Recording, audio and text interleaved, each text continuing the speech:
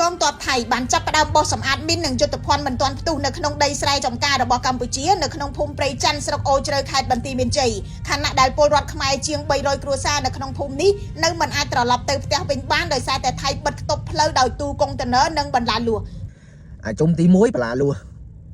ជុំទី2ទូកុងតឺន័របន្លាលួសទូកុងតឺន័រឥឡូវចិត្តមានជុំទី3ទៀតសង្ឃឹមថាជុំទី3ហ្នឹងវាអាចកើតឡើងឥឡូវជុំទី1បន្លាលួសជុំទី2ទូកុងតឺន័រ